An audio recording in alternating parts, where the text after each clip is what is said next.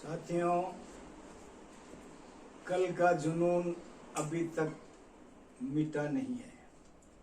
पूरे देश से समाचार आ रहे हैं कि जुनून तो हम भी रखते हैं, पर आप वाला जुनून अलग था। दोस्तों, बीमा कार्य करना है तो तैरना पड़ेगा, और तैरने के लिए नहर के पास जाना पड़ेगा। कहते हैं ना, लहर आएगी। लहर आएगी कब? जब आप लहर के किनारे होंगे। और इसीलिए दोस्तों, मैं आपसे कहना चाहता हूं, बीमे करना है तो बीमे के बारे में सब कुछ जानो, क्लाइंट से मिलो और क्लाइंट्स की भावनाओं के हिसाब से उसकी जो नीड है उसके अकॉर्डिंग आप बीमा करो। मुझे काफी दिनों से एक मैसेज आ रहा है कि सर, हम बीमे की प्रोस्पेक्टिंग कैसे करें। दोस्तों, प्रोस्पेक्टिंग करना बहुत ज्यादा कठिन नहीं है।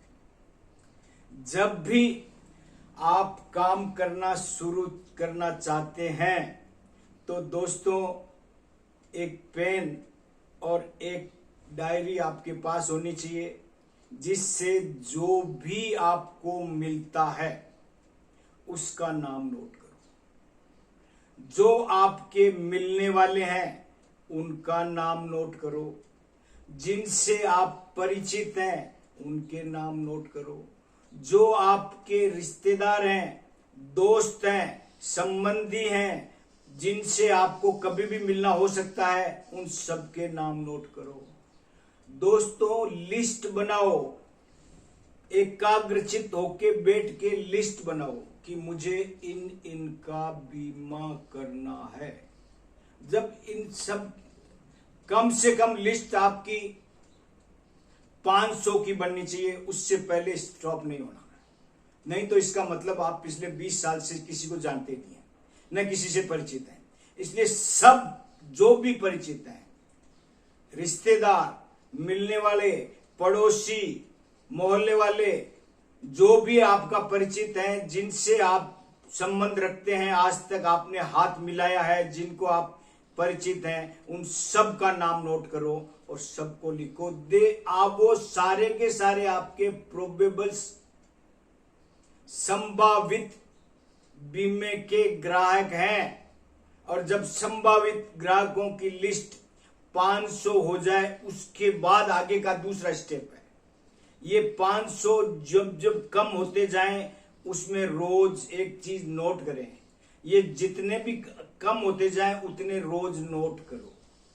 इस 500 को कम नहीं होने दो लिस्ट को। और बीमा रेगुलर मिलने से वो मिलता है, एक दिन के काम का नहीं है। रेगुलर मिलो, और रेगुलर मिलने के लिए जो आपने लिस्ट बनाई उसको सिस्टमेटिक तरीके से वाइंड अप करो। उसका काम निपटाओ। आज 15 लोगों से मिलना है तो 15 लोगों से मिलोगे तो ये आप निश्चित मानो कि 3 बीमे पक्के हो जाएंगे। हालांकि 15 की लिस्ट साफ हो जाएगी, 3 बीमे हो जाएंगे, लेकिन 12 को आप ऐसा नहीं कि डिलीट कर दो, 12 को नेक्स्ट फर्दर लिस्ट में डाल दो कि I have to approach them after some time. किसी ने कहा 3 महीने बाद, किसी ने कहा 6 महीने बाद, किसी ने कहा साल भर बाद। मना कोई नहीं करता, टालू मिक्सर देता है, और आपको उसकी टालू मिक्सर कोई उपाय बना लेना है। वो जब कहता है तब जाना, अपने को क्या दिक्कत है। और इस तरीके से दोस्तों, रेगुलर टच में रहना है। आज जब तक 15 आदमियों से नहीं मिलूंगा, खाना नहीं खाऊंगा। खाने से दुश्मनी नहीं है, बीमे से प्यार है, काम करने से प्यार है। इसलिए अगर काम करने से प्यार है, जिंदगी संवारना हमारा उद्देश्य है, तो जिंदगी संवारेंगे और फिर खाने का बेहतरीन आनंद लेंगे। कोई दिक्कत नहीं है। इसलिए दोस्तों, मैं आपसे कह रहा हूं, पहले प्रोस्पेक्टिंग करो, पहले नाम लिखो, फिर उनसे मिलना स्टार्ट करो, प्रोस्पेक्टिंग कंटिन्यूअस रखो। ये नहीं कि आपने एक दिन किया, नहीं, हमेशा प्रोस्पेक्टिंग हमेशा रहनी। जो भी नया आदमी मिला उसका नाम अपनी डायरी में नोट करो, ताकि आप कभी भी भूले नहीं।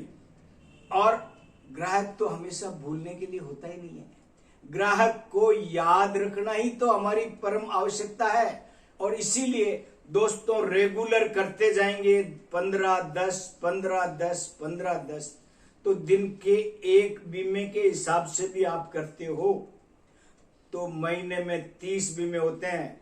और 30 का मतलब साल के 300, क्या बात है, 360।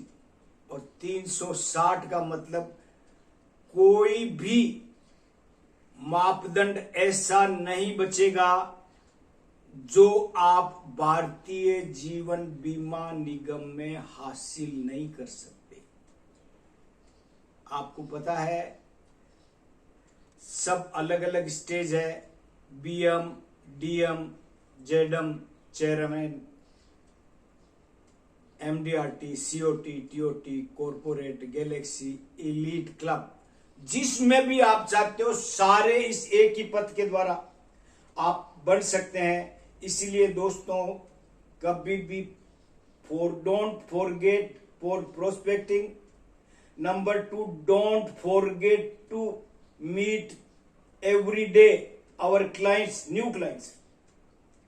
और उसके बाद रेगुलर फॉलो अप करोगे, दिन में प्लान्स की रीड भी करो, किस व्यक्ति को कौन सा प्लान देना है, किसकी आवश्यकता के मद्देनजर हमको उसको बीमा सजेशन देना है, और उसी दृष्टिकोण से हमको काम करना है।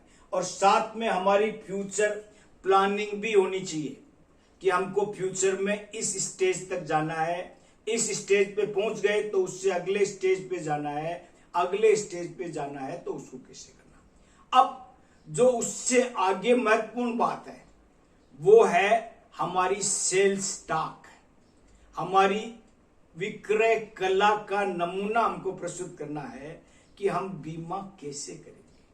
सबसे पहले हम स्वयं डिसाइड करें कि इसकी आवश्यकता क्या है, इसकी जरूरतें क्या है, इसका बैकग्राउंड क्या है, और साथ में इसकी आर्थिक स्थिति क्या है। ये सब आप टटोलें, प्रयास करें, और अपने आईक्यू के द्वारा, अपने जनरल नॉलेज के द्वारा, अपने सोच विचार के द्वारा आप तय करें कि इस व्यक्ति के लिए कौन सा प्लान सूट करता है। ये पहले आप दिमाग में तय करें, साथ में उसके साथ बातचीत करें कि एक्चुअल में उसकी आवश्यकता क्या है। अगर उसकी आवश्यकता में और आपकी सोच में अंतर है तो आपको आपकी सोच नहीं लानी है, उसकी आवश्यकता का ध्यान रखते हुए प्लान सजेस्ट करना है।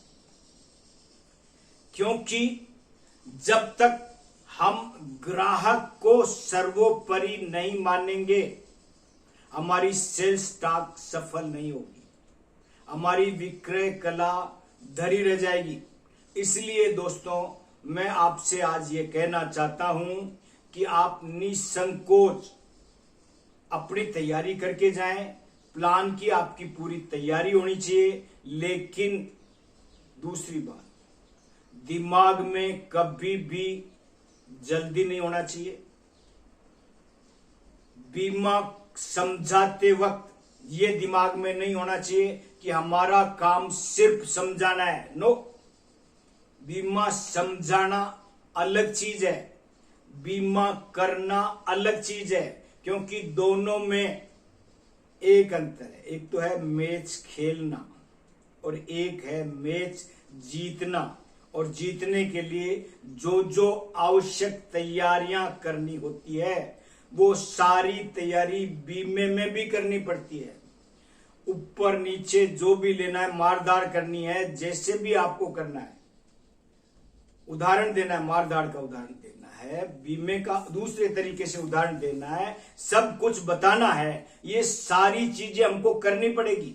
और इसीलिए दोस्तों सेल्स स्टॉक बहुत महत्वपूर्ण है। और इस सेल्स स्टॉक के बारे में भी मैं चाहता हूं।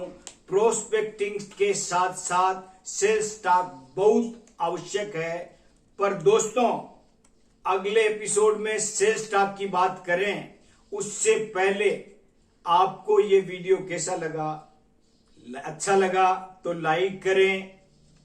साथ में जो नए साथी जुड़े हैं, पहली बार ही जुड़े हैं, वो सब्सक्राइब करें। और जो अपने मित्रों को शेयर करना चाहते हैं, अपने क्लाइंट्स के साथ इंटरेक्शन बढ़ाना चाहते हैं, वो उनको इसको फॉरवर्ड करें। Thank you very much.